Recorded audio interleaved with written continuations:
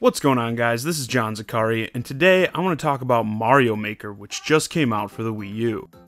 If you're unfamiliar with the game, it focuses on the player creating their own Mario levels as well as playing levels designed by other players. The game starts off with a simple little tutorial to show you the basics of how to create your own level. And I've got to say that I often get pretty intimidated by the tools in these types of games, but Mario Makers are really simple with a clean UI, so you can be ready to build in no time. After you've completed the tutorial, you can go on to build more levels or check out the other modes. There's these challenge levels where you get a set amount of lives and need to proceed through a series of stages to complete the challenge. I actually really like this because it provides a sense of progression. Rather than playing through just a random set of levels, it's almost like you're playing an actual game here. But the meat of this title comes from checking out what sorts of levels other players have uploaded. Whenever there's one of these create your own level type of games, I'm consistently blown away by what other people can create with these tools. In just a few hours of playing, I've seen all types of levels, from puzzles to shoot 'em ups, and of course, a lot of twists on the traditional platformer. I really like the sprinting levels people are making, where you need to move as fast as possible. Like this one where you're running along a spike path and need to keep getting stars before they run out, or else you'll die. This is about as tense as I've gotten in a video game, as I was just praying for that star music to not end. And when you do die, which probably will happen pretty often, I think it's pretty cool that you get to see your death spot marked, as well as spots where other players have died. I thought it was cool because I like noticing which spots gave people a lot of trouble. And you can also toggle Miiverse posts on and off to see players' reactions to the level. These can be fun for just a laugh, or even help you get through some of the trickier parts of a level. And why do some people have to be such dicks when designing some of these levels? Like here, don't you think there's already enough stuff going on in this level? And I'm sitting here like, oh, let me get one of these boxes first, but there's an enraged wiggler in there to chase you through the level now. Like, yeah, thanks. The levels that have probably impressed me the most, though, are these levels that play themselves. Essentially, you boot up the level and don't touch the controller. Interestingly enough, one of the most famous of these right now is called Don't Touch Anything, which you may have seen because it's been making the rounds on a lot of gaming sites.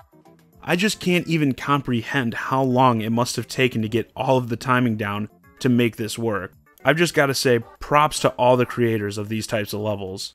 But seriously, with the game only being out for a couple days now, I'm stunned to see how many awesome levels are out there already.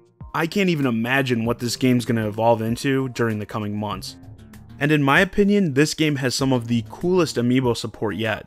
In the classic Mario style levels, you can use your Amiibo to add power-ups that turns the player into 8-bit versions of that character.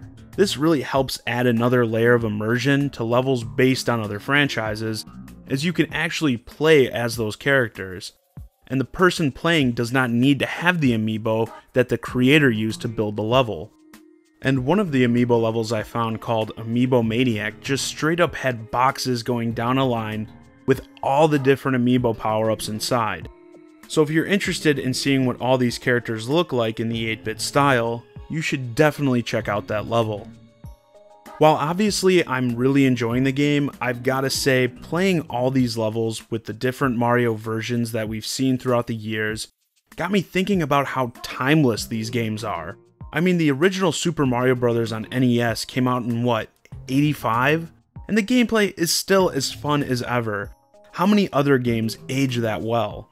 And I know some have actually criticized Nintendo for not innovating much with the Mario series over the years, and ping-ponging between these different versions of Mario shows how similar they are.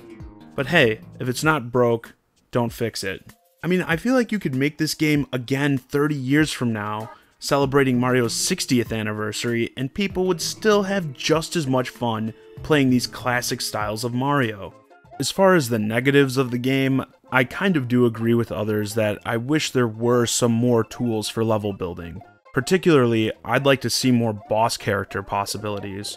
But there's certainly enough here to provide players with practically limitless entertainment, and that's really the goal of these kinds of games. There's been plenty of these create your own level games in the past, some of them way more advanced than Mario Maker, but this simpler style makes level building more inviting.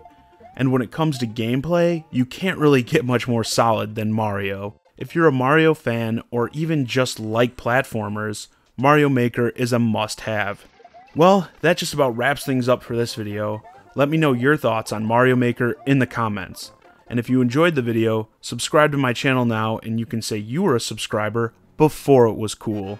As always, I'm John Zakari, and thanks for watching.